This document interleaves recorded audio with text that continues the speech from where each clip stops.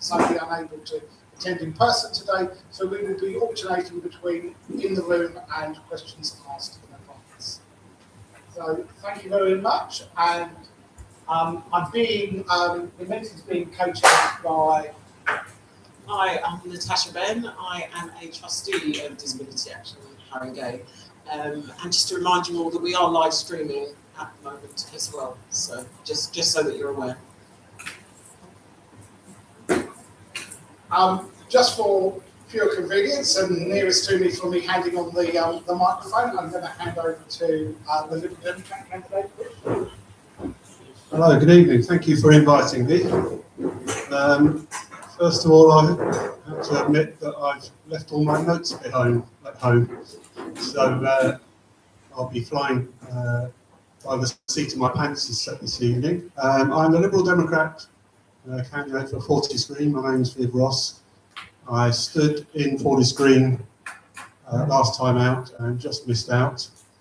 But I have been a councillor in Fortis Green for 8 years before that. I've been in the Liberal Democrats for a long time, and so this is now my 8th time I've stood for election in here and when I lived in South London, The Liberal Democrats are a party that believes in equality and a council that listens. We're looking to help with the cost of living crisis. We want to, if we take control of the council in a month's time, we want to be a can-do council that gives power back to local communities. That's one of our core policies, is to bring power down from the centre and spread it out across, in this case, across the borough. One of the things we want to do is fix Haringey's finances. They are millions of pounds in debt at the moment. They've been bailed out by the government, but the difference between what's coming in and what's going out to the council is getting larger and larger. Some have said in the next year or so, 18 months, it might hit £100 million in debt. We want neighbourhoods that are safe. So we work with the police to tackle shoplifting, theft and crimes within our neighbourhoods. We want to invest in cleaner streets and a cleaner environment. One of the initiatives that, despite the fact we're the opposition on the council, one of the initiatives we brought forward is to plant trees in our high streets and our broadways. So those of you who know Crouch End will know there's lots of trees going up, same in Muswell Hill. Initiatives that have been championed and pushed, along with the help of residents, of course, but by the Liberal Democrats. So I think that's enough introduction from me. I've noticed on the panel that we're all Greens. We've got a councillor who is standing in West Green. We've got a councillor who's a candidate who's standing in Stroud Green, and I'm standing in Fortis Green. So we've got 3 Green candidates, so I'll hand over to the Green candidate. Thank you. Thank you, Dave. Hello, everyone. Very happy to be here. My name's Eddie Thacker. I'm the Green candidate, as just been said, the Green candidate for Stroud Green. So I have lived in Haringey most of my life. I went to Muswell Hill Primary and Infant and Fortismere Comprehensive. So I grew up in Muswell Hill. So yeah, this part of North London has pretty much always been my home and always will be. I can't imagine calling another place home. So where I live now in Stroud Green with my 2 parents in their property with my sister. And I think, but more than anything else, my sister is why I volunteered for this hustings, because I've been here a few times for appointments. Yeah, this place has been a very important resource when our family's gone through some difficult times. And so I'm a carer for my sister.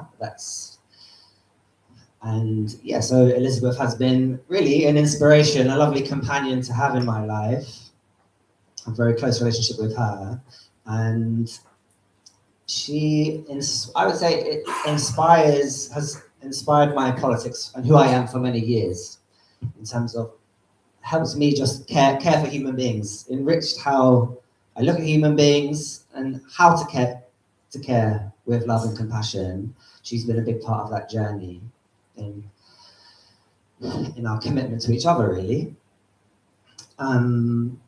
So a lot of my political experience, really, so I'm a socialist anti-capitalist, and I kind of got involved in politics in around climate justice issues, namely resisting expansion of Heathrow Airport, and then got involved in migrant justice and specifically against deportation. So that was my background, but ever since I became an anti-capitalist, I was always inspired by the intersection between anti-ableism, anti-capitalism, and ecology.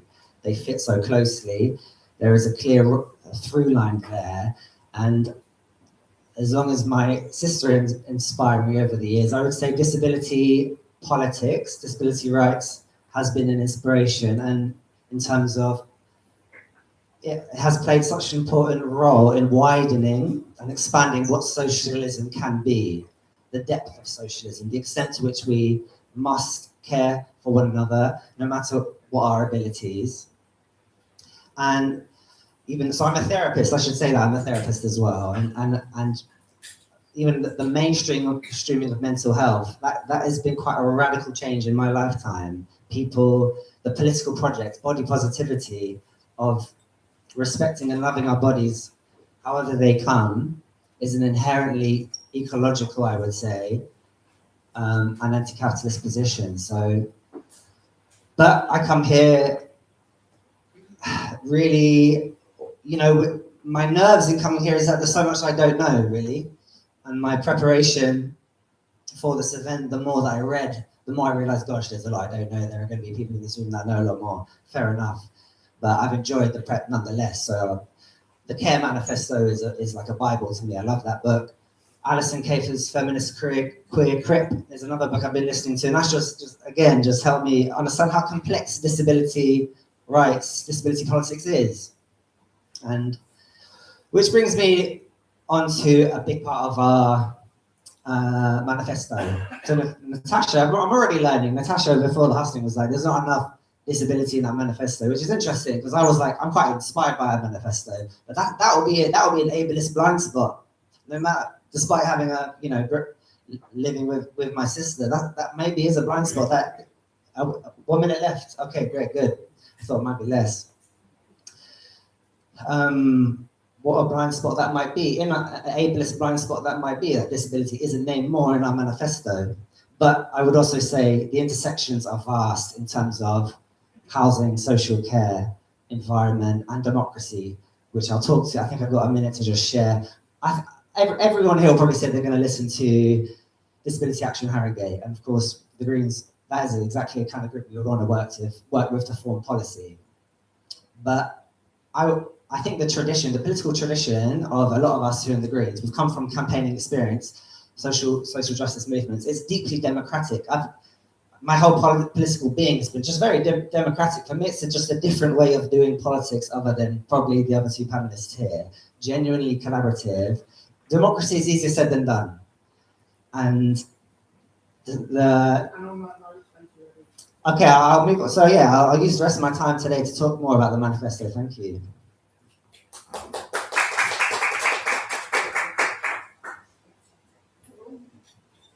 Thank you, and thank you, Eddie, for that heartfelt introduction. It's not easy to stand up here and talk about your personal background like that. Can I say a huge thank you to Disability Action Haringey for hosting this important event.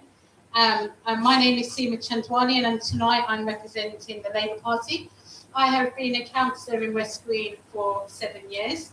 I will start with the Labour Party's record in Haringey locally, and what we have done together with disabled residents. And it's nice to see so many residents that we have worked together with, formulating policies and getting policies into practice as a Labour Council.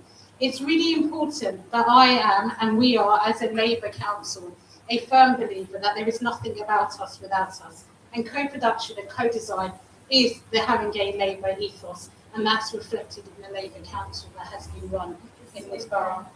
Sorry, am I talking too fast? Yes, because I'm nervous. I'm going to talk really slow. Don't time me out. It's really, so we have dedicated disabled bay policy because that's what came from disabled people in this borough. They said it wasn't fair. They had to go through a really torturous, arduous process of proving that they needed a bay and then anyone could park in those bays outside their house. So it's really important that disabled people had an influence on how their parking service ran. We have 4 changing place toilets now in Haringey, and that includes Ed Harry. And we are committing to another 50% extra by the end of next term if we are re-elected. We have a tough regime in blue badge enforcement, a policy that was co-produced with disabled people, and we now seize vehicles, badges, and more importantly, we aren't afraid to take fraudsters to court. That was co-produced with disabled people from Haringey. We are the first council in London to give all blue badge holders full exemption to the low traffic neighbourhoods.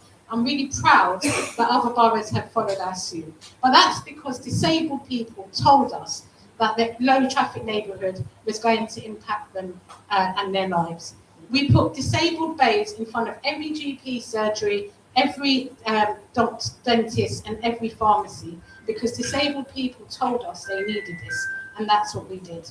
We have introduced the paperless blue badge, which has seen blue badge theft drop in Haringey by 65%, and we scrapped the £10 replacement fee for people who have their blue badge stolen because disabled people told us that it was unfair.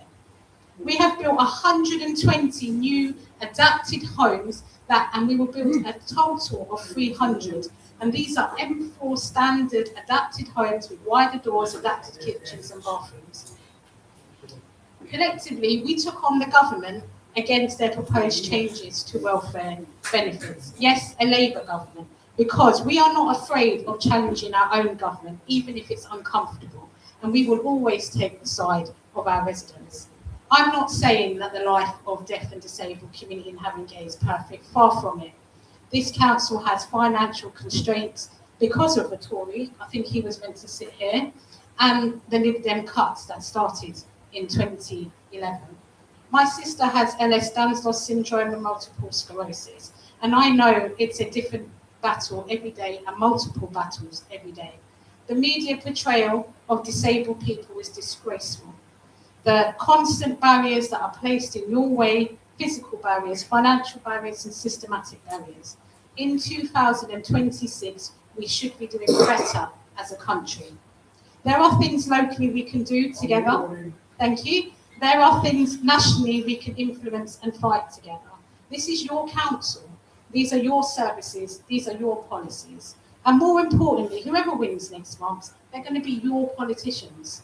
So together locally, we've made some progress, and together locally, we can do so much more because success is always possible for those who refuse to give up fighting. Thank you.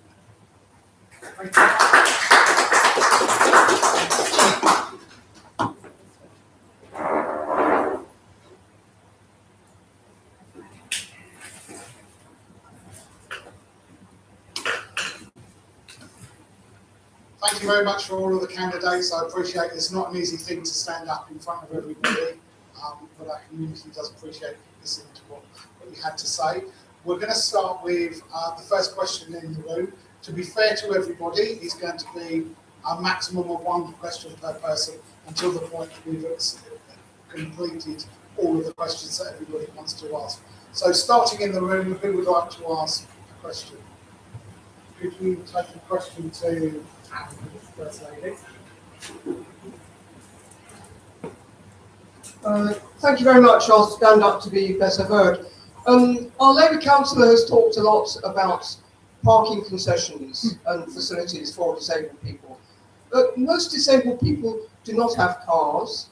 I see many in this room who would not get a driving licence. I see others who need them very badly, but some people cannot drive by reason of their situation, and a number of them live alone. I think one area which you should touch on, which all the candidates should touch on, and I haven't heard a word about it so far, is the quality of care. And my experience of a disabled friend is that care in the home, visiting carers who come to help with washing, dressing, all these important things, are very difficult to get. The quality of care is very poor, that the workers are very badly paid, perhaps a lot worse than the ones that people can employ for themselves if they are wealthy enough to become self-funders. And this is a situation which I think needs real hard attention. So please, can you say something about how you would, all of you, improve the quality of care? And I will not forget to mention that the budget for care is interdependent with the budget for homelessness. So if you could reduce homelessness, that would make more money for care, and what would you do about that? Thank you. So Seema, if we'd like to start with you. Thank you, and thank you, Anne, for your question. So in Haringey, we have 8,000 blue badge holders, and I think for those people, I appreciate it's not for everyone. I don't drive, I can't drive, but for those people who do have blue badges, it is an important service for them, and that's what we've heard. You're absolutely right to address the quality of care, and as you know, the Labour government came into power in 2024, and it has asked Louise Casey to do a huge review because there are systematic issues nationally about social care and how that interfaces with health. So I know that Louise Casey has already released some kind of early thoughts, and she's really kind of caught the nettle about some of the real issues that are happening. Our staff and the staff that we contract in Haringey are London living wage contracts. That's part of our commitment. But there is a huge space here to improve. I don't think we're shy from that. We have a cross-party adults improvement board, which is chaired by the chief executive. And we're really kind of quite acutely aware that there is local issues that we've got to deal with, and there is national issues, and I don't think we're shying away from that. Thank you for the question. So, yeah, a big part of our manifesto touches on social care, and yeah, social carers aren't funded, aren't paid well enough. It's not given enough status in society, economically or culturally. Nationally, a green vote is a vote to tax the wealthy, a wealth tax to fund a national care service. And locally, we would want to complement that. So in terms of co-producing policy with the disabled community, we would want to bring social care more in-house, to review private contracts, and reduce or stop various contracts. And I think morally it's time that communities and local governments stopped delegating that responsibility, stopped allowing extractive private profit of companies and shareholders entering how we look after each other. It's kind of a gross way of looking at how we look after each other. But it's for me, a kind of a transformation in our economy, and there could be nothing more green or environmental than this, is a complete reorientation to a caring economy. And so that's, and I'll just transport briefly. So I guess this is more like a personal belief rather than is this up? Yeah.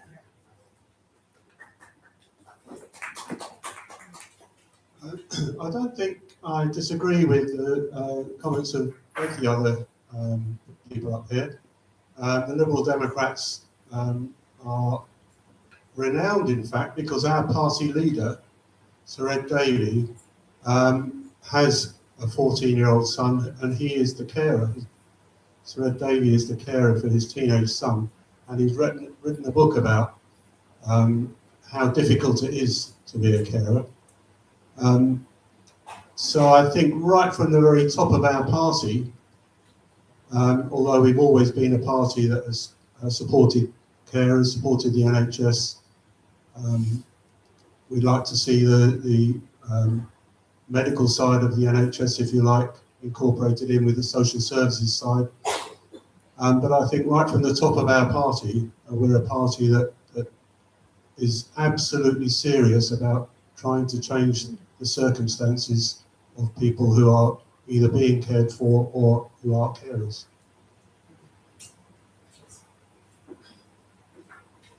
Hi, next we'll take a question that has been sent in. The first being, do you agree that charging social care is effectively a tax on disability? And if so, what will you do to reduce or remove these charges in Haringey? And this time, we'll start with the Green Party and work this way.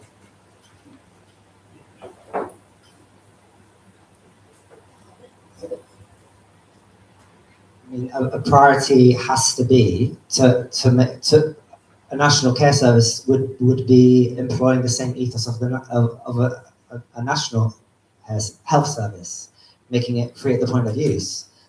I mean, that's just a non-negotiable for me, and I'm pretty confident every candidate, fellow Green candidate, would support that position as well. It should not. The commercialisation of care is disgusting, and it must be stopped. And I would want to pull any lever I could to stop that. I hope that answered the question.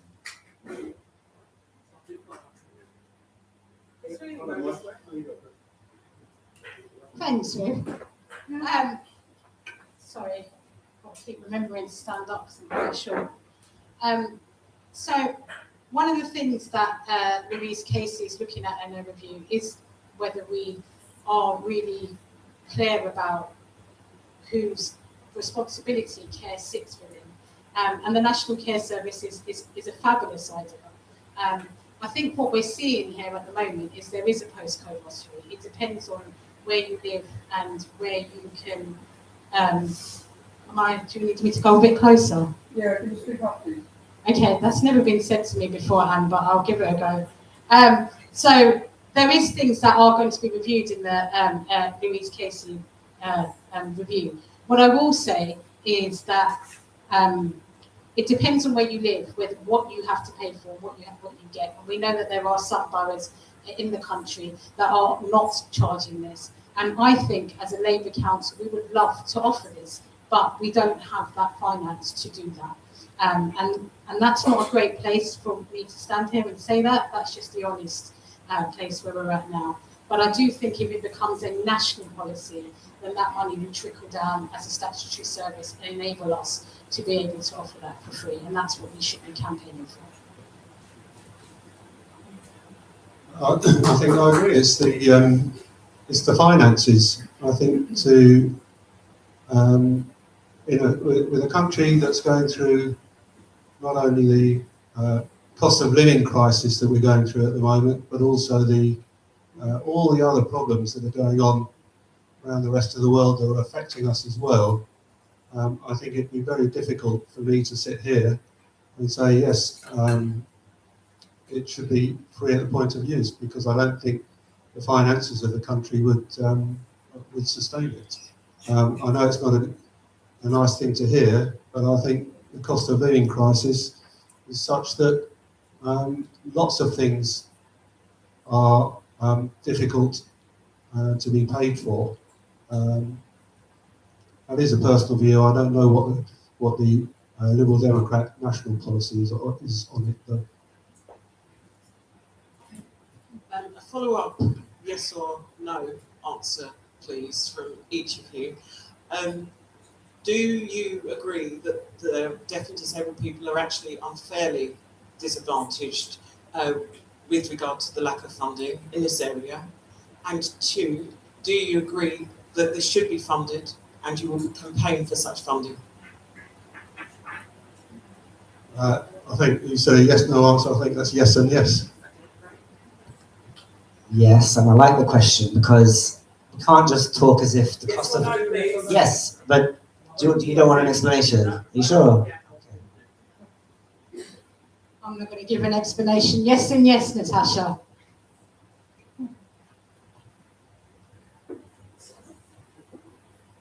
Recorded. Thanks very much. I noticed that the lady in front of me, John, was the next person to put her hand up. Would you like to- that's the lady.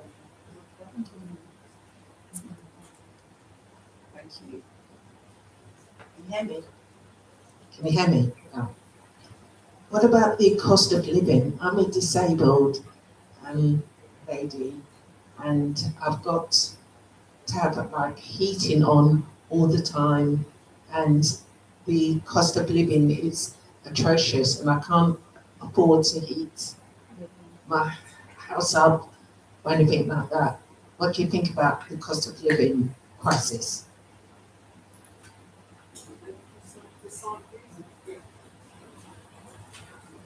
It's a huge problem. The cost of living is something that, going way back 15 years, back to the credit crunch, it's just been going up and up and up. I was driving down here tonight and listening to LBC, and they were talking about restaurants across the country having to close because people can't afford to go to them anymore. It's a huge problem. I don't know what the answer is. I'm one of the people who think that you pay your tax, and the reason you pay your tax is it's the privilege of living in a society where these sorts of things are paid for. I don't know the answer to it. It's an extremely hard question to answer, I think, at the moment. Okay, thanks for the question. Talking about the cost of living crisis as if it's just some natural phenomena is ridiculous. These are political choices. This country is stinking rich. It just needs to be redistributed. This is going to take political struggle, not just what happens on May the 7th. This is, as the previous question referenced, campaigning, mobilization. It will only happen through struggle. And so, but I will speak more practically for a moment about, so we don't want to just administer austerity. We realize there will be challenges if we Greens win government, but we want to ally ourselves with other Green councils, trade union movement, anyone who is willing to help resist cuts, the local government limited budget. I don't think, and that will just, I think a lot of us who are candidates just have that campaigning experience and that kind of determination to see that through. Practically, we're against the use of bailiffs in terms of housing and enforcing evictions. We have a big one. I've heard so many times how terrible the current Haringey Council repairs system is. Just people not returning calls. So retrofitting, which obviously is a big ecological issue as well. Home adaptations, insulations. That we have our manifesto. That just ticks so many boxes for us ideologically, and also it's a cost of living issue, and it affects disabled people in particular. So, and maybe I guess this is related to cost of living. We want to establish a renters forum. So currently, the council has what's called a labours forum. This is a landlord forum, which is a space for landlords to kind of like share their issues, share their concerns. No renters forum, no democratic space in the council to talk about things like the cost of living or issues in their homes. So, Thank you. Yeah. I think we're going to have to ask candidates to keep their answers a little bit more succinct, just so that we can get absolutely. Or just cut me off like you're doing. I appreciate that as well. Thank you. Thank you. So one of the things that the government is doing is to give all councils, as of last week, a crisis and resilience fund. And for Haringey, it's £5.9 million. And it's to do both. It's to help residents who are in crisis, but also to help them build resilience. So, for example, if it needs to be that we need to retrofit people's homes or change their boilers to make it more efficient, then that's something we could do because that will have a longer term effect. In Haringey, we also have seen the government change the criteria for warmer homes discount, and that's seen 23,000 extra residents in Haringey get the £150 off of their bill.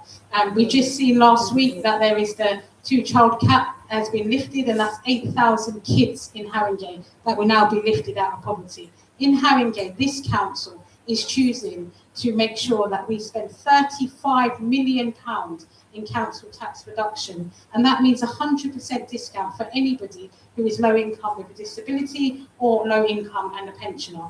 We have free school meals in our schools. We spend £1.5 million helping residents in rent debt. But there is a lot more to do. And we need to make sure we've now got a Labour government, that we grow the economy, we make sure that we have community wealth building, and that people are able to get jobs and are able to sustain and get out of the cost of living crisis. Thank you.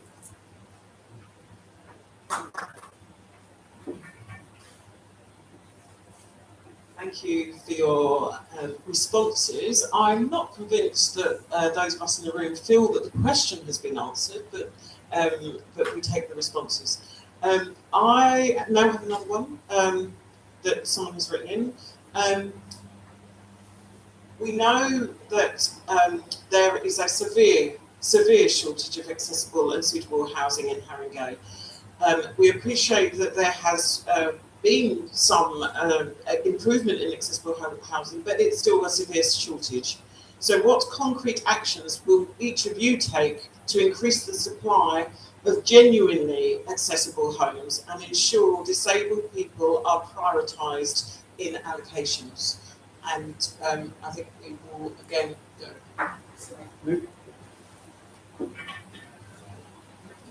Haringey has the unenviable reputation, Haringey Council run by Labour, of over the last 25 years only building 25 homes. Now Seymour will say, oh, but they built 1,200 or they put the spade in the ground for 1,200 homes in the last couple of years, but since the turn of the century their house building reputation is absolutely appalling. So a Liberal Democrat administration will prioritise the building of housing, and we will also prioritise or make sure that developers don't say, oh yes, we're going to do 35% social housing, and then it goes to planning and that's dropped down to 20%, and then it drops down and eventually ends up at 5%. So we will, the administration, a Liberal Democrat administration, will hugely change the way that house building occurs in this borough. Yeah, so council house building will be a priority for us. Alongside that, prioritising community spaces, communities over developers every time. Why might that be the case? A lot of us have been lived and organised and set up community spaces for in a lot of our past, in Haringey and beyond. In terms of a priority for disabled people to get council housing, that's a good point. This is a case where I'm learning from you, and I like that addition to the priority of council housing. Yeah. Thank you. Viv, I know you left your notes at home, but we have built 1,238 council homes at council rent in this borough. And I'm going to Broadwater Farm tomorrow. And so it's my turn, I'm speaking. We are going to Broadwater Farm tomorrow. I'll give you my number at the end. You can come with me, I can show you some of them. Right, in terms of the question is about accessible housing, not about community spaces, and not about what Labour has or has not done. What we have done is 120 adaptable homes that are built to M4 standards. That's already built. That's not what we're going to do, that's what we are doing. That's what we have done. And we will build another 300 of those. We are also making sure that the way that we distribute and administer the disabled facilities grant allows us to retrofit people's current homes so they can stay at home but have all the adaptable versions that they need to be able to be independent at home. The London plan also is planning for the future to make sure that we have the homes for the future, and it's already redlining places where they could be. So that's what we are doing. Thank you. Questions will come by the chair and each person will get an opportunity on due course. If you'd like to lower your hand, we're going to invite you to put your hand up. We've taken 2 questions from the left. I'd like to invite hands from the right. One on the right here. So just the one for Oxford. The first is how, from our Liberal Democrat representative, and the second is really for Seema here. What proportion of your housing is accessible?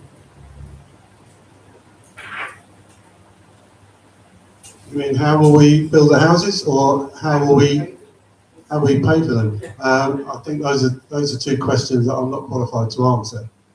You'd have to talk to our housing spokesperson about the method or the way that it would be done. But we certainly would aim to be building far more houses and homes than the Labour administration has since the turn of the century. I'll just say briefly that I've heard that other boroughs have been much more effective in buying back properties, particularly empty properties, and that's something that interests us as well. To buy back homes. Thank you. So at the moment, it's roughly about 10% of our target. So that's what we're aiming for. And part of the London plan is to make sure that we are future-proofing and knowing who needs them for the future and building them. And we are paying for them ourselves, and we are building them ourselves. We don't need any developers with any viability. They are council homes built by council for council tenants. And we also buy back under the Labour London Mayor's buyback scheme.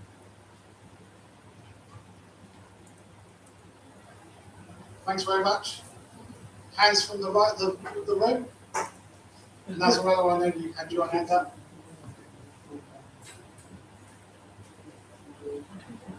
Thank you.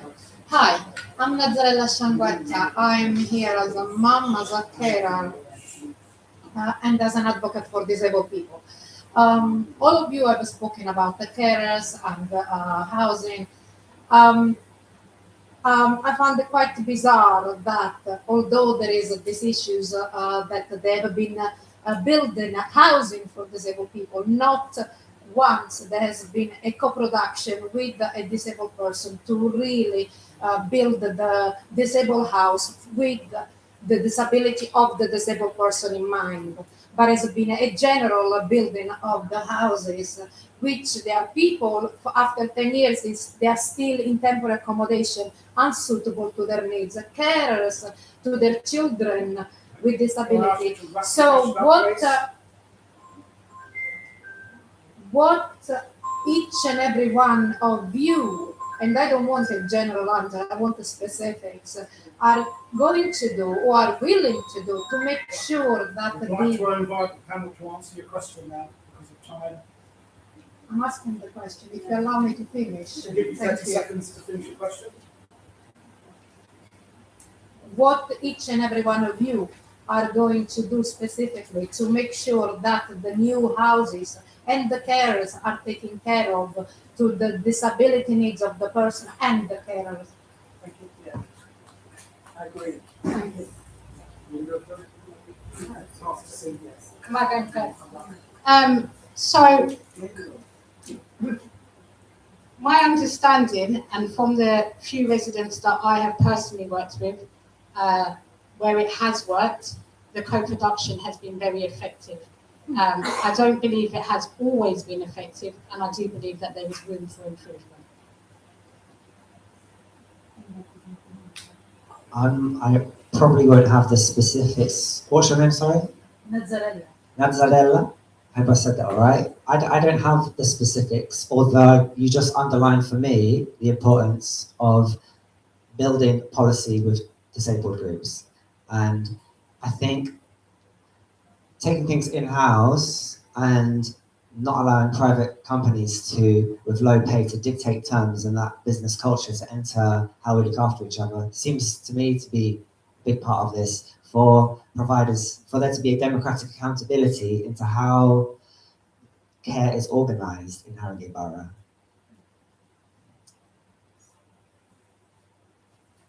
The specific design of a flat or a house to be used by someone who's disabled is something that goes to planning, the planning committee. Now, the planning committee is not a party political committee on the council. It's one of the few where your party politics is not supposed to become involved. And so it's down to the councillors of all colours on that planning committee to say, this is what we want in this building that's about to be built.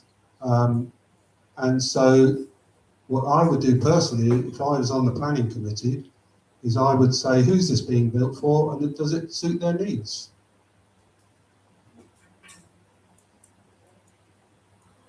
Thank you very much.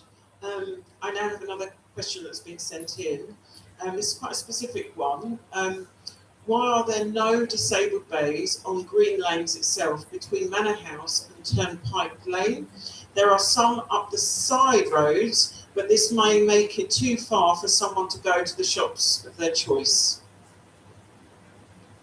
Start the day with first. Yes, please. So, yeah, thanks for the question. I don't have a specific answer as to why there are no parking bays on Green Lanes itself. Was it Green Lanes? Green Lanes.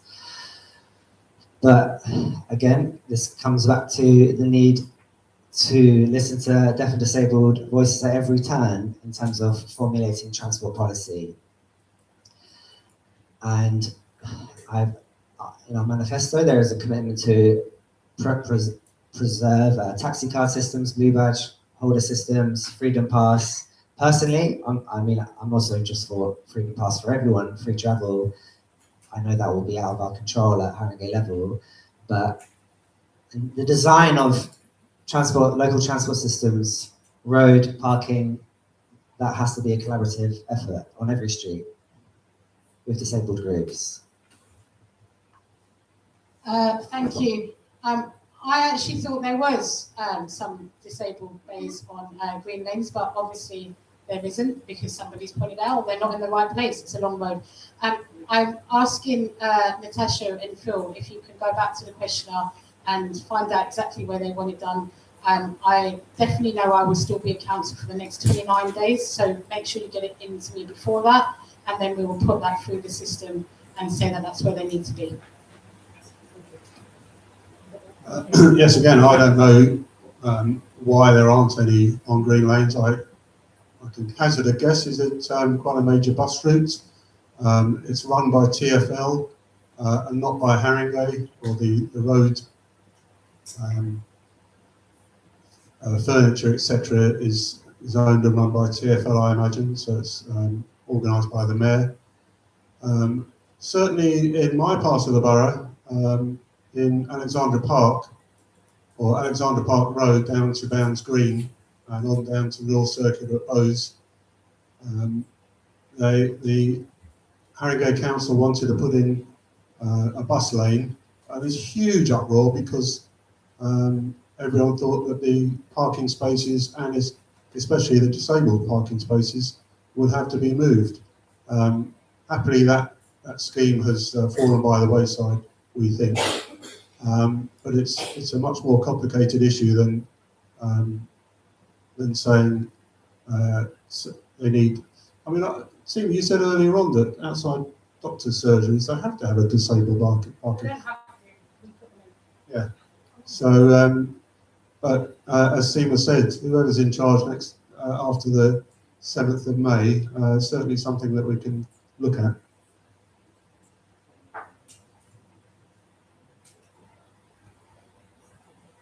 Thanks very much, everybody. So, question from the room. We'll take it from the right-hand side because we had to from there, but we will come back to you. Right.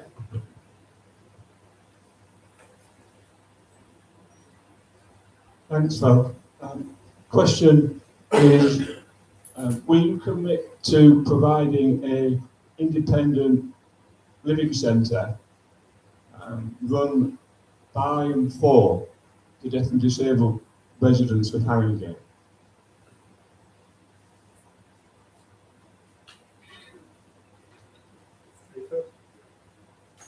Personally, I would say yes, but I don't know what the Liberal Democrat manifesto says about it, and I'll have to speak to the current councillors, Liberal Democrat councillors, and the candidates, if you like, about whether or not we commit to that.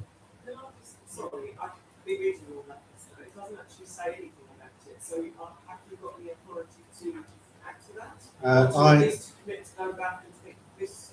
I can certainly go back to the people who wrote the manifesto and say, why isn't it in there? But I wasn't involved in that particular part of the manifesto, so I don't know why it isn't in there. Hi, what's your name? Greg. Graham. Thanks, Graham. So, first time I've heard of this centre. Interested to hear where it would be. What it would offer. But I'm kind of always interested to hear any ideas along those lines, like assisted living. Where is there a proposal for it? Is it somewhere? Where's it been proposed for, this building? So the question is more just, would you back the concept of it? Okay, so yeah, not only is it not in our manifesto, I've not heard it before, so I appreciate that, and generally sounds like a good idea, but I'd like to hear more. Yeah, thank you. Thank you.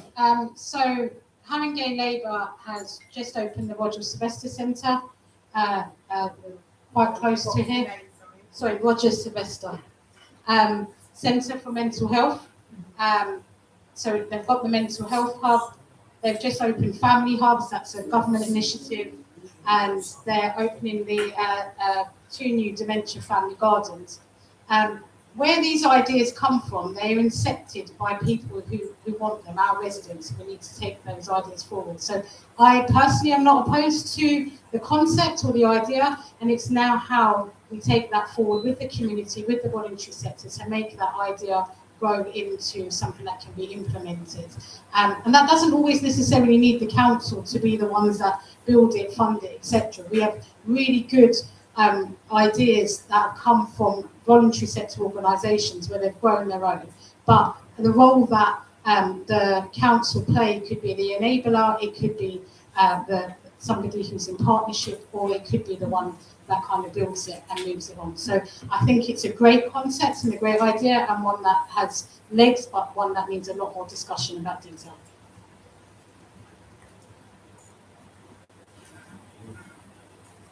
Thank you very much for your responses. Seema, I think the questioner would like to know whether you could at least commit here and now to looking at this in all seriousness, to give us a yes or no whether this hub could possibly be a reality in the next Labour government. I know you're not going to like my answer, Natasha, but I have no idea whether this is going to cost £5 or 5 million quid. I have no idea where it's going to be. I have no idea whether you want it staffed, whether you don't want it staffed. So I think it would be wrong with me just to get claps to say, yes, of course I would. I think that we need to be really realistic. So at the moment, it's a general idea. It's a good idea. And I've pointed out that other groups who wanted something similar, they've seen their idea come from idea to fruition. And so it's not something that's alien to the council of having hubs for different groups, but it is something that needs to be worked on to progress it. So today, would you support investigating that? I can take it back to whoever becomes leader. It might not be Labour, but I can take them back and let them know that that's a request. Yeah, Graham, this discussion is reminding me of something we have talked about as Green candidates, just the importance of non-profit models in offering care and services is rather than the commercial model, is just, yeah, is a priority for us. And yeah, awesome.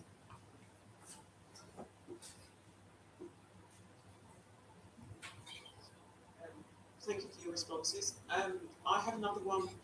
It's slightly longer, so please bear with me and stop me if I'm going too fast or you don't understand. This question has come in. I have paid tax and national insurance for over 40 years and I am still paying tax on my pension. I now pay £2,000 in council tax. I received a letter to say that my direct my direct payment is being increased in line with the living wage. But when my pension and benefit go up soon, you will then take that increase away from me as a contribution towards my direct payment. Why? This is like living in Alice in Wonderland. Would you like me to read it again? Okay. Go on then, yeah, read it again. Okay. I have paid tax and national insurance for over 40 years and I am still paying tax on my pension. I now pay £2,000 in council tax. I received a letter to say that my direct payment is being increased, so they're going to get an increase in their direct payment in line with the living wage. However, when my pension and my benefit go up soon, you will then take that increase away from me as a contribution towards my direct payment. Why is this happening? I think this is a question for the tax, central tax, HMSO. It's a policy, it's a question about policy on payments. I don't feel qualified to answer it then. Yeah, without knowing the details of that question, it is reminding me of just how broken the welfare system is, which is related to the question. And that I don't want to cut you off because two of you perhaps don't understand the remit of direct payments. If I give you a bit of background to it, yeah, that would be really helpful. Thank you. It might be helpful to us. So direct payments was introduced through the Care Act in 2014. So when you've been assessed as having an eligible care need by the local authority, you can then either choose to have your care provided through brokerage, and they will arrange for a care agency to come in and to put carers in and support you to meet your community care needs in that way. Or you can opt to have a direct payment, which is where the local authority will give you a certain amount of money, eligible for the amount of support you need, and then what you do is you choose and have greater choice, control, and independence about how you secure that community-based care. That can be through paying to go to daycare services, it can be through employing a personal care assistant yourself, and that's what we're talking about. So what the person that's asked the question is saying, that you've increased the direct payments, but when you do the uplift with pension, etc., you then, because social care is means tested, you potentially then take that uplift that they've received in their pension away by then charging more for their community-based care. Thank you for the explanation. I still don't know if I would have an answer for it. Sorry. Thank you. Phil, this is probably a case that I would refer back to you. So as you know, when I get casework that I don't understand, I come to you. What I will say is that it's not about councils here. I know the councils administer direct payments, but what we're looking at here is the whole means tested benefits thing and how we've got one policy which is upwards rating people, and then we've got another policy which is actually saying you've now come out of that ring fencing and therefore you now need to pay extra for it, and how we make sure that these things are aligned. And it sounds like, whether I'm re-elected or not, it sounds like a great campaign, because I think it's not just affecting people in Haringey. I think it is a national problem, and I think it's something that we need to be quite loud about and utilise the fact that in Haringey, up until at least 2029, we have 4 Labour councillors, including a Deputy Prime Minister, and this is where we need to take it.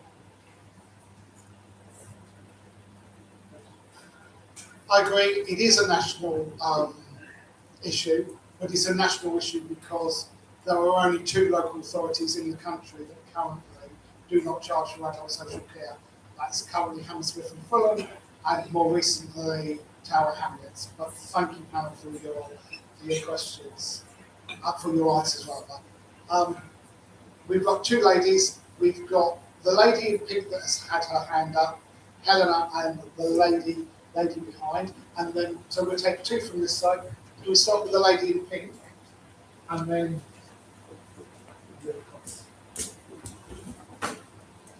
I would like to know what are you going to do to help disabled people into employment? Did everyone hear that? Okay, so the question was, if you can hear me, the question was, what are you going to do to help disabled people get into employment?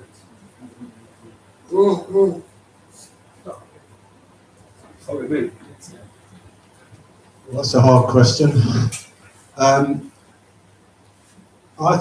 know that the Disability Act says that disabled people shouldn't be discriminated against. I don't know how effective that is in enabling disabled people to get into employment.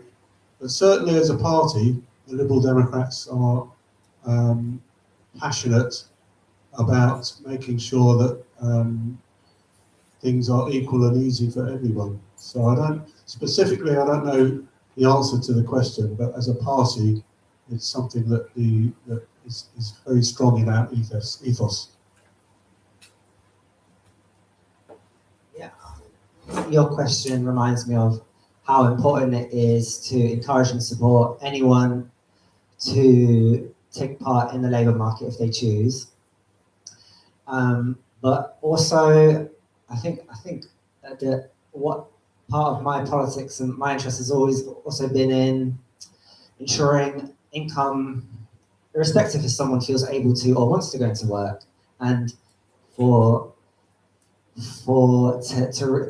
step away from kind of a welfare system that feels distrustful, punitive, uncaring, and where people are having to kind of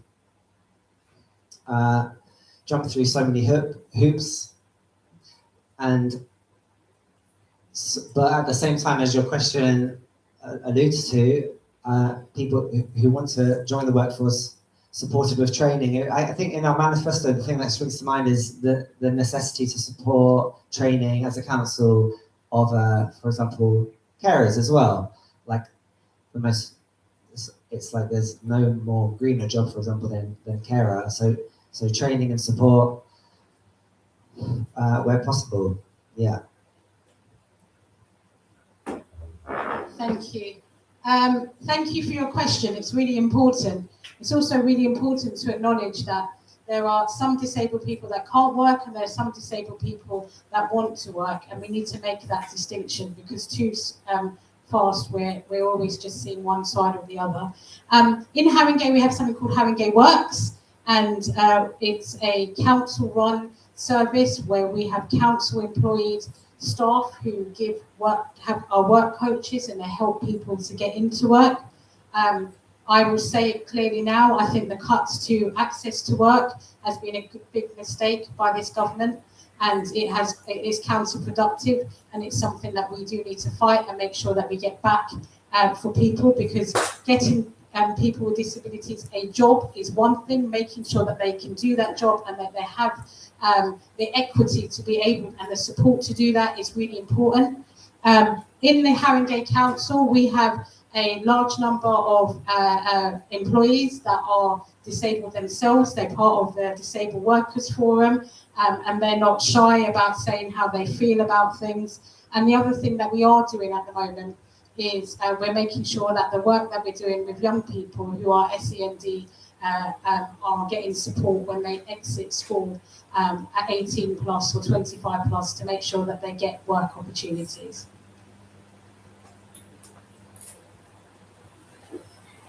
Thank you, panel.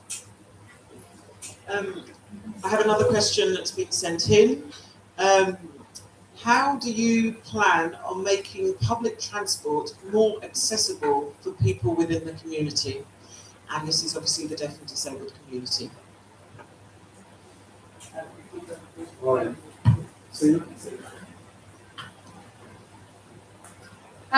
So not a lot of people know this, but I actually became quite ill in 2023, and I've had to go through a lot of rehab, and I'm finding it quite hard to keep standing up, but I'm doing it. I was trapped. I couldn't get on the tube at Turnpike Lane Station because it had stairs. I couldn't get on the tube at Seven Sisters Station, it had stairs. I couldn't get off the bus at Holloway Road because I walked straight into a floating bus stop. So there's so many things that are structurally not great for people who have mobility issues, who have disabilities, who have chronic illnesses. And I guess you know that more than anyone because you have that lived experience and you live it every day.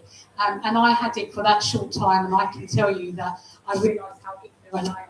And the best way to make sure that we make sure that transport is accessible is to ensure that we have the voices of people who are chronically ill, who have mobility issues, who have disabilities around the table when decisions are made. Yeah, I thought that was a good answer. I think it just reminds me of the social model of just taking down barriers where possible to make this society, to make London as accessible and inclusive as possible, and collaborating with the TfL to ensure that, I mentioned taxi card, blue badge, and freedom passes, and so yeah, I won't add more to that, but yeah. I think I agree with what both the people have said. It's I'm lucky. I've just got a dodgy knee, so I was just given a walking stick by my physiotherapist about 3 days ago, and I haven't brought myself around to actually using it yet. But as I get older, I realise just how hard it is. Sometimes the bus driver will lower the step down if you're lucky. Sometimes they don't. So it's a huge problem. I dread to think what it's like if you're deaf and you can't hear what the tannoy or the announcement says, what the next bus is. As to what we could do as a council, I'm sure there are things that we could do to lobby TfL and to lobby the government to make sure things are easier. And as to say what those are, I'm not sure I can. Thank you, panel. We're going to ask you a follow-up yes/no, as that's what we like to do. If elected, do you commit to transport co-production and inclusion with the community? And we appreciate that that will mean working with the community, but working to change TfL's here in the borough. Well, I certainly will commit to that personally. Again, I'll have to go back to the party leaders locally, but certainly I would commit to that.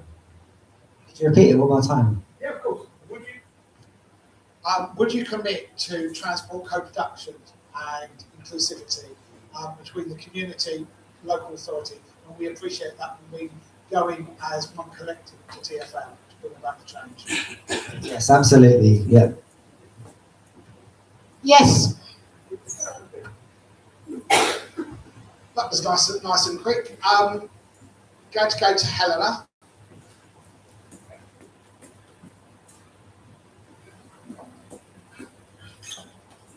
Thank you. This is a question really which is at a far smaller level, but it affects all around the borough.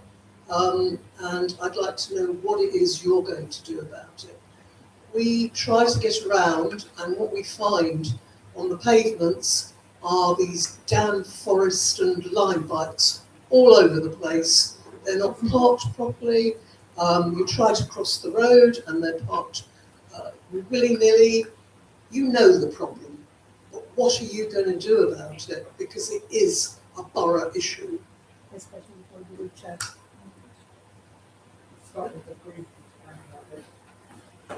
Hi there, thanks for the question. I heard that what might help is more enforcement of parking bays. Do you feel like that is that a solution? I don't know how that solves the pavements. You know, you've got a wheelchair, you've got whatever it is, you've got mobility issues, and you're trying to walk along the pavement. And people are So I think some of the parking bays for line bikes, at least I've seen, they can be on the roads. Would that be a solution? I Do you think not you're think? asking the wrong person. Go for it, you ask.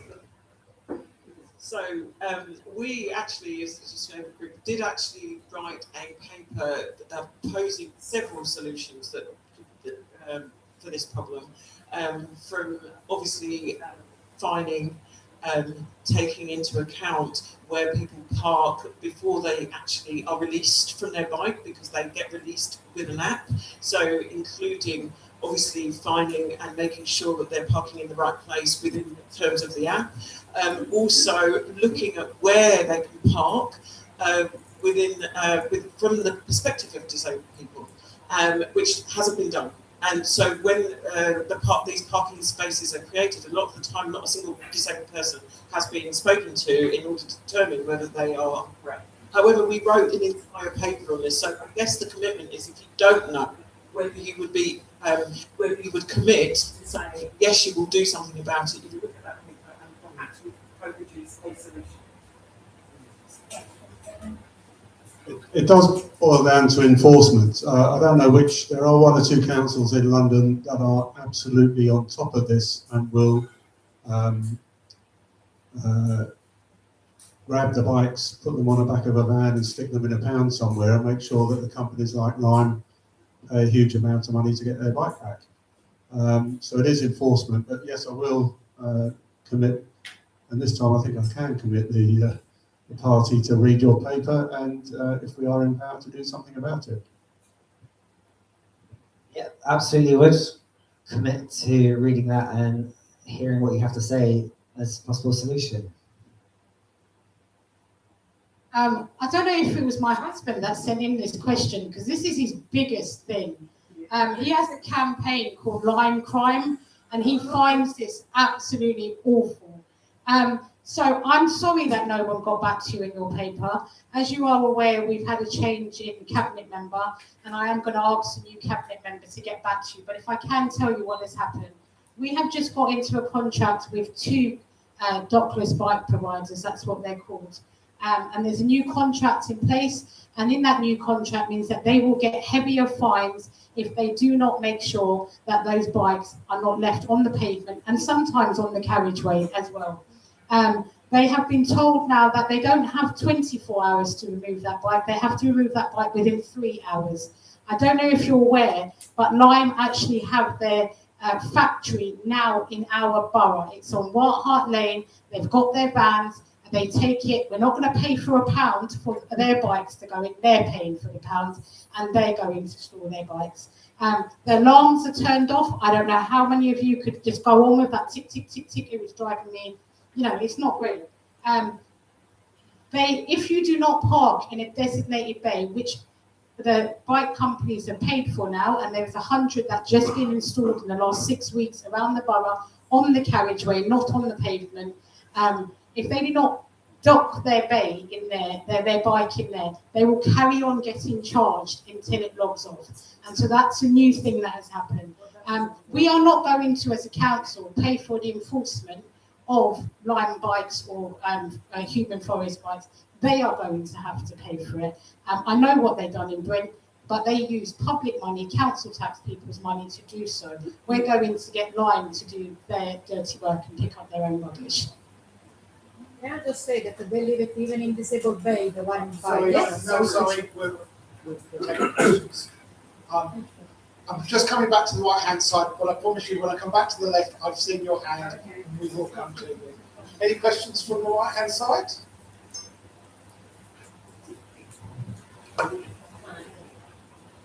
Hi, I have a question. I'd like to know, with regards to activities for disabled people, and whether you have any ideas of anything that's happening in the borough, because I've got a sister who's disabled and she's hard of hearing, and to be quite honest with you, she has to go outside the borough to have speech lessons, and she's also having to go outside the borough to do a course. I mean, it's a huge borough. There is absolutely nothing. We went to we viewed three centres, all were inappropriate, all were for people who have, can you hear me? Yeah. All are for people who have learning disabilities. She doesn't have a learning disability. She just needs to get out. She is isolated. She has to, she absolutely has nothing, absolutely nothing. It's only recently, in the last few months, that by me pushing and cajoling, that I've actually made some sort of like leadway into her having speech and language therapy or speech lessons in North Finchley. She has to go all the way to North Finchley. They used to have one here, a speech therapist here, and that was over 20 years ago. They've not had one since. And also she has to go all the way to Cricklewood just so she can do a pottery class. Oh, it's crazy. Why have Haringey not have anything in the borough? Absolutely nothing. Before I hand over to the panel, I will say that within the centre here, they still do pottery, and there is the opportunity for people to come. So perhaps it's in relation to that, it's a lack of communication about what's available. But if we meet after the meeting, I will definitely help and support you. I will hand over to the panel. That's just one element of it. There's a lot more to it. I think you have to remember that the Labour Party has been running Haringey since 1971, 55 years. So everything that doesn't happen in Haringey is down to the Labour Party. And I think it's time for a fresh start. Yeah, I really appreciate the question. I love the sentiment, and just share how important activities and inclusive spaces have been for my sister, from Haringey Shed in Tottenham to community gardens across the borough. We've got some lovely inclusive community gardens, to the group at St James's Church in Muswell Hill. My sister's been part of Wave Club, we all valued equally. So as a family, we've managed to find various inclusive spaces, and they've become kind of like the fabric of our lives in many ways. So I know how important and valuable and cherished these spaces can be, and may they continue to flourish in number. Yeah, it just ties into, I think, our commitment in our manifesto to building alliances with non-profit groups, whether in care, whether in activities, whether in education. That has to be part of the picture outside the model of privatisation. Yeah. Thank you, and thank you for sharing your experience. I guess there is nothing. I mean, I know that Phil has said that he will speak to you afterwards. The bottom line is you shouldn't have to come to a hustings, use your only question on that to get that answer. It's obvious that the communication to the disabled community needs improving. But the other thing we need to do is we need to do a gap resource assessment, because there could be stuff that is available, but it's available for younger people. It's not available for people who are of adult age. It could be available for older people, but it's not available for younger people. And so until we understand what it is that our community need and what it is that they want, then we don't end up shaping the right services and funding the right things. So I think it's really important, and what you've highlighted is that co-production and working together to get programs that residents need is really important. Thank you.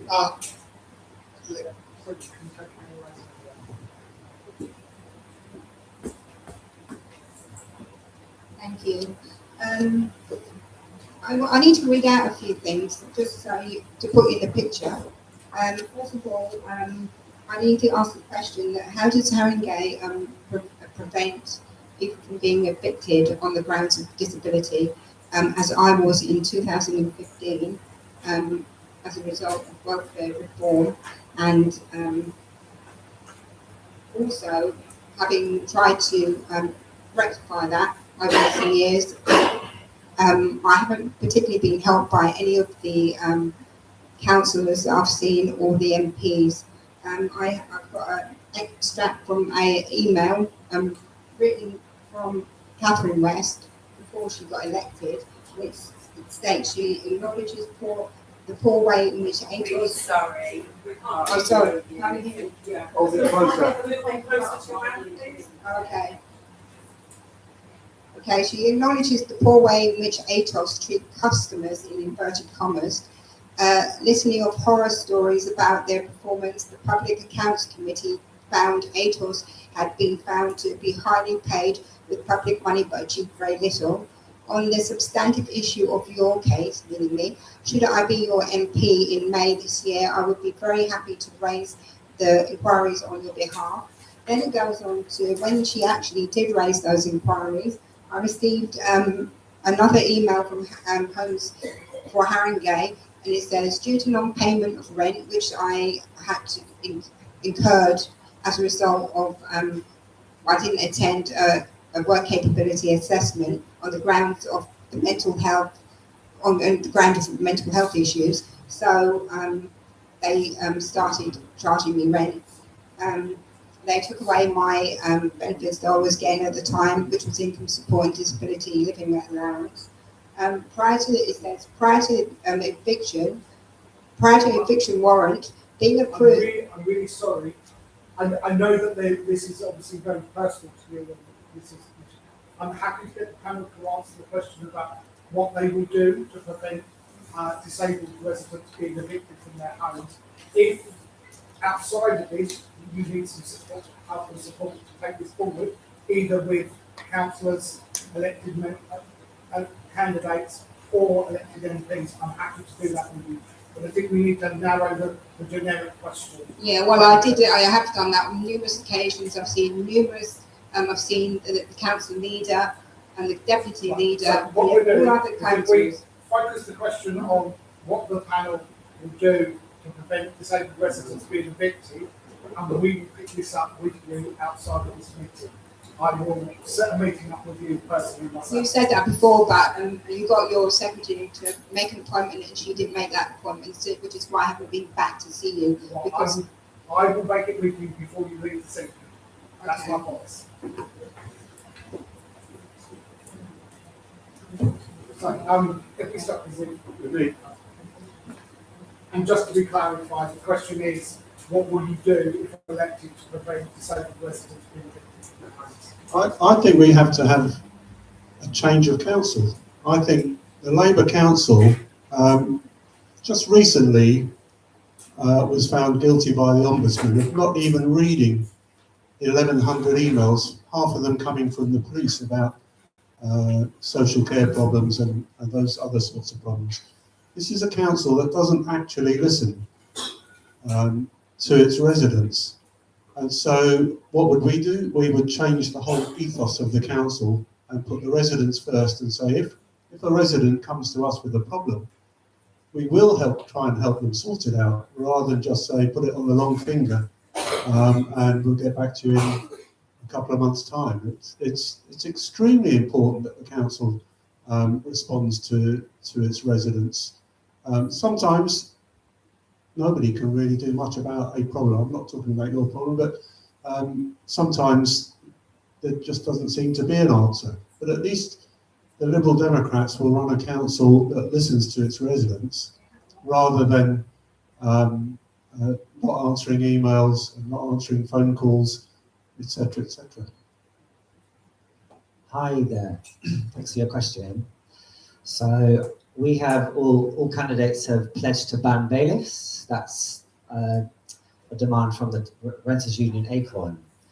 Can you trust on that? I think you can. A lot of us have resisted evictions, have been part of movements to physically resist bailiffs, and on a governmental level, that's a policy we're backing, to stop the use of bailiffs on the council level.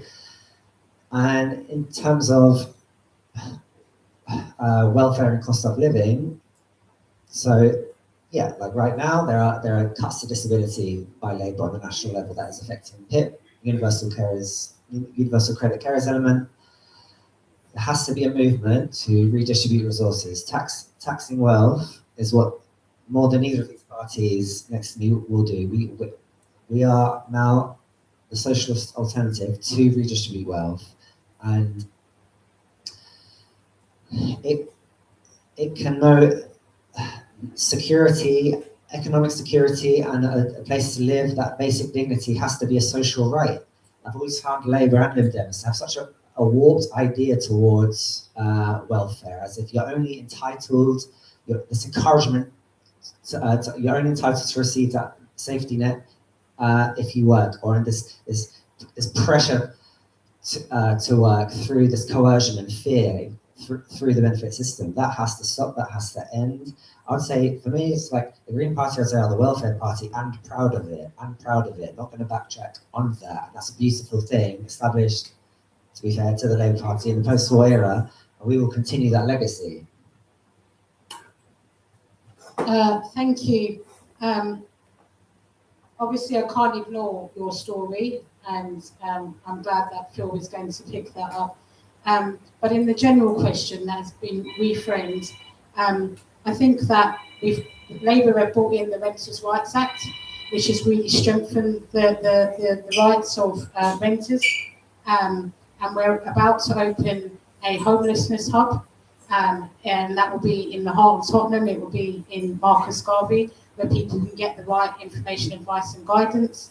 Private rentals, or this is council, and yeah, it's a Labour council. Sorry. And it's If we could just let the candidates answer the question. yeah, I need to be clear about The Renters' Rights Act gives all renters the legal rights that some of them would have had if they were a council tenant, and they would have been more enhanced if they were private sector. I think what's really important is that if you are going to challenge the council, you couldn't go to the council to challenge the council. And so independent information, advice and guidance is also important. And making sure that we not only just fund organisations to give that independent advice, but we also capacity build so that they can go out and get even additional independent funding from various funding bodies to be able to make sure that that advice is given is the way forward. On the back of that comment, I couldn't help but ask a yes or no question. So does that mean, candidates, that you will commit to funding independent information and advice and guidance within the borough? I don't think I can make a financial commitment on behalf of my party. Obviously, and I know you've heard it lots of times just before elections, but we'll have to wait until we see the books. That feels closely related to idea for a renters forum, for example, to just have more policies and spaces. It's in relation to funding information, advice and guidance in the borough, Right. delivered by independent organisations like Disability Action Haringeys. Yeah, like yourself, 100%. That sounds like a great idea. The council already do fund IAG services. It might not be the ones that you want them to fund. And looking at the anti-poverty strategy and how we make sure that the Crisis and Resilience Fund is spent is really important, and to co-produce that with our residents who need that support. But it is a yes or no answer, and the answer is yes. Thank you.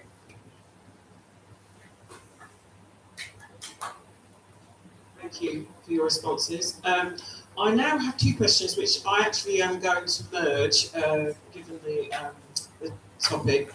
Part A, what are your plans for road safety with regard to cycle lanes and potholes? And are you planning on implementing any initiatives that would make Haringey's streets safer and more accessible? And we start.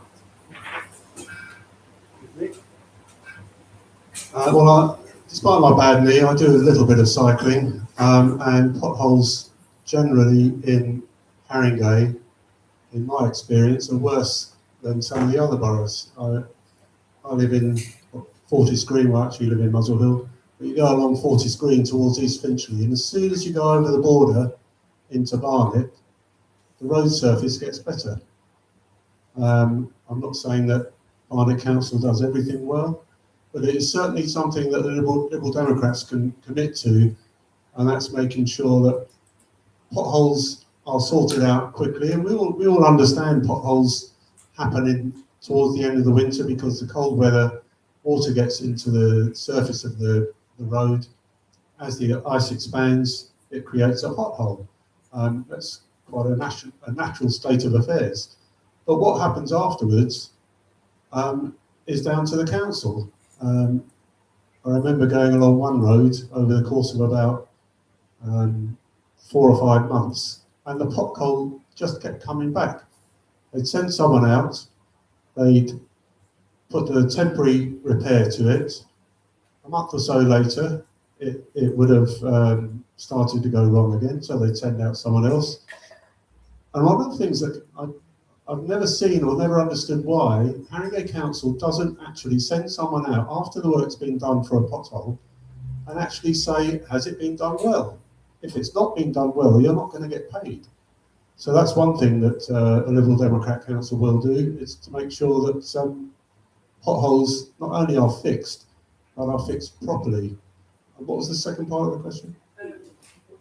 What initiatives would you implement to make Haringey safer and more accessible for disabled people? Yeah. What? So, do you have any initiatives that would make Haringey streets safer and more accessible? Oh, streets. I can't think off the top of my head whether it's in the manifesto or not. You're going to say no. I'm going to say no. Okay, that's something I'll take back to the people who wrote the manifesto. Yeah, like potholes seems to be like the cliched thing that problem that councils just need to be more on it with. So that makes sense. Making pavements accessible, wide enough, without obstructions, seems to be key. And active, yeah, I guess so. A big part of green movement is obviously encouraging active travel as much as possible, but active travel has to be inclusive, and only there has to be that synergy between environmentally friendly, clean air, I mean, safe breathe to air, but also streets and roads that people can get around. Yeah, thank you. Thank you. So, in the last 4 years since the last election, we have spent £14 million in Haringey resurfacing our roads.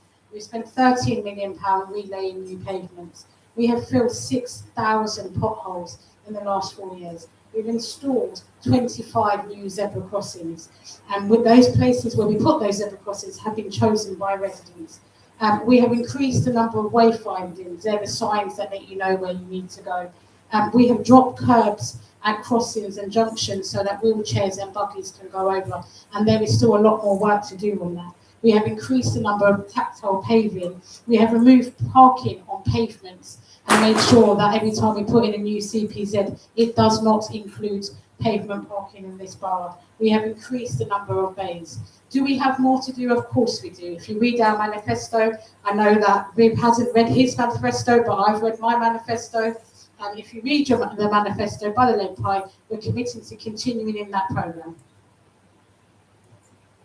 Just come back on one thing. You said that you asked residents about zebra crossings. Well, there's one going on Muswell Hill Roundabout that none of the residents knew about at all. Well, they asked for it. I think so did the council, to be honest. Not to my knowledge. Don't know a lot at the moment, Viv. Thank you.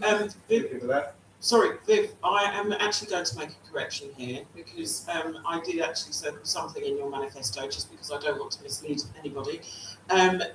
One of the points you do say is carry out the recommendations made by the 2025 Independent High Streets Accessibility Study to make our town centres accessible to all users. So that's town centres. There you are. At least someone's got their manifesto. Okay, as time is ticking on, I'm going to take the last question from the lady over there.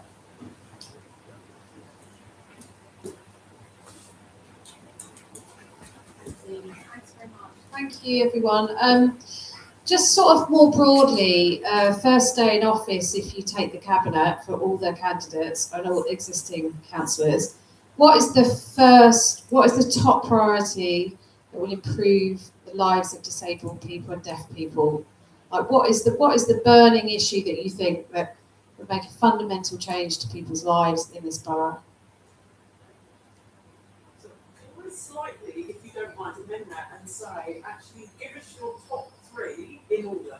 Okay, make it a bit harder. Top 3 in order, please.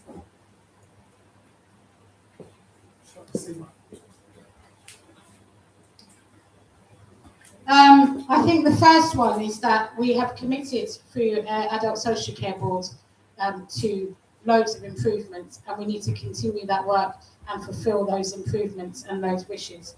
I think we need to ensure that we roll out the toilet strategy. I think that's vitally important. We've passed the toilet strategy, now we've got to say what it says in there and get it done. And I think we need to make sure that residents' voices are on the NHS integration board, otherwise they're going to make the same mistakes that we've seen with previous iterations. Thanks for the question. So I would say democracy. My sense is that Haringey Labour, the consultation process has just been a bit superficial. To deepen that, to policies that we have we want to make democracy participatory. We have an idea for participatory budgeting. All of us to pilot processes where everyone can take part in funding ideas.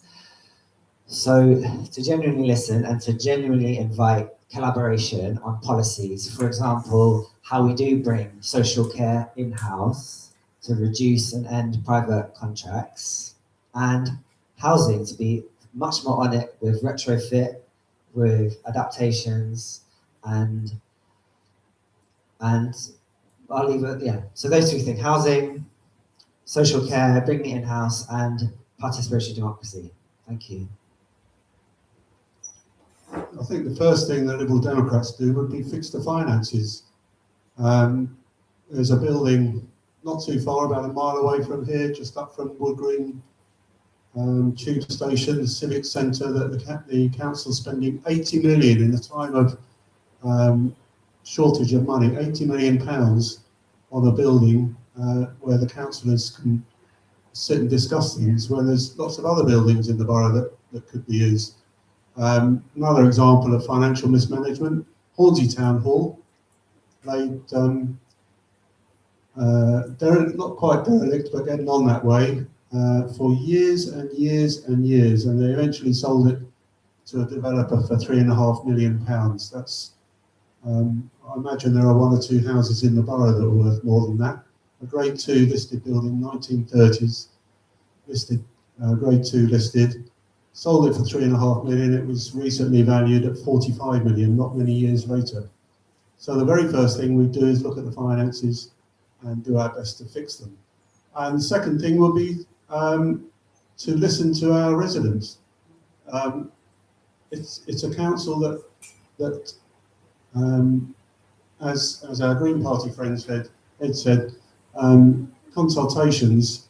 I think the council doesn't seriously consider consulting with its residents as an important thing to do.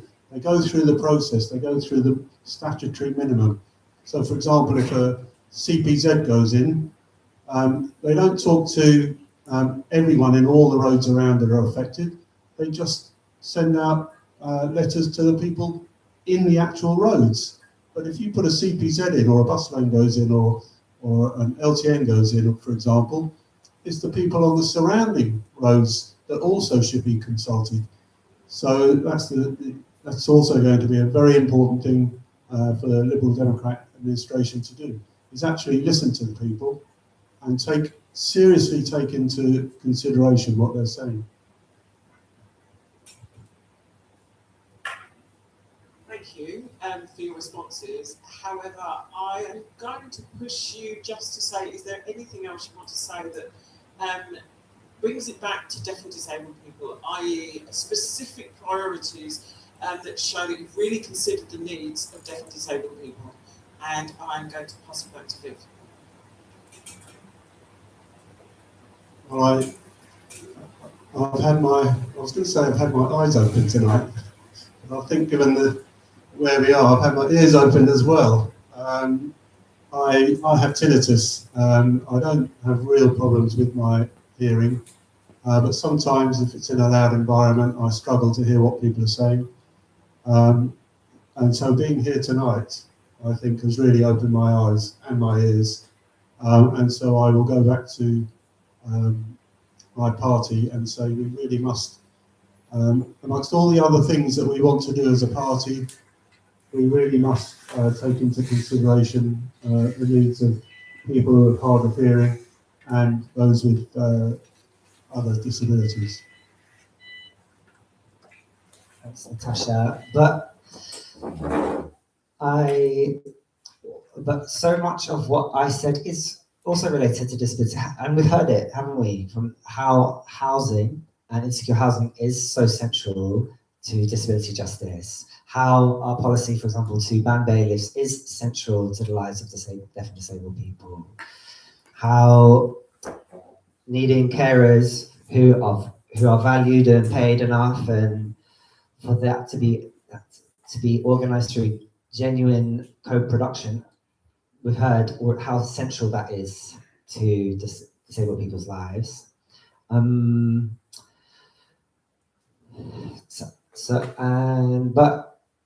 yeah, no, like, I mean, I'm kind of veering onto rounding off, but we might have a rounding off section later. But already, yeah, I feel similarly to Viv in terms of, but that's what co-production really is feeling humbled and understanding what you don't know and what your blind spots are. You already pointed one out. I take your point about, I said earlier how our manifesto doesn't name disability rights, disability justice that much, but all these things are also so connected. So I feel like, yeah, I'll leave it at that. Thank you. Oh, did I answer it? Okay, I'll collect my prize at the end.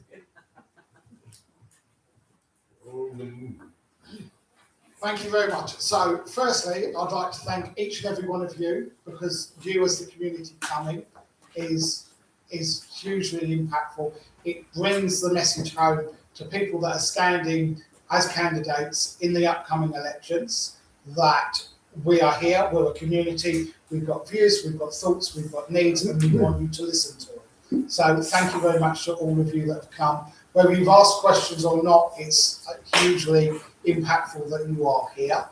I'd like to thank the candidates that have taken the time to come and share what they stand for. I didn't do this at the beginning because I always like to allow for the fact that transport can impact people coming along. So as an organisation, we are non-political, and therefore we did invite both the Conservatives and the Reform candidates to come and to meet with you, tell you their views and answer your questions. Both parties chose not to attend today. You can take what you will of that. These candidates have come, and I think whether you like their answers or you don't, I think each and every one of them deserves a round of applause.